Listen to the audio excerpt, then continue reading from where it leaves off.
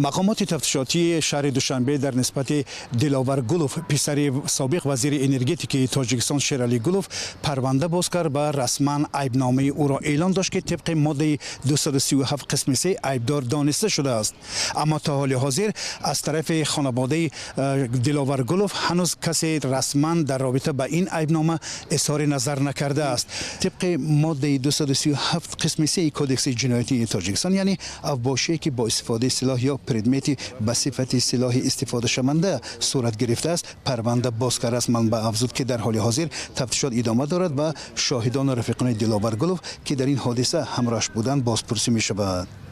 حادثه شام 8 ایول در یکی از خیابان‌های مرکزی دوشنبه رخ داد و پسر وزیر سابق با افسر ملیسا دلشاد نرزلازاده 33 ساله وارد مناقشه لفظی شده و او را لت و کوب کرد.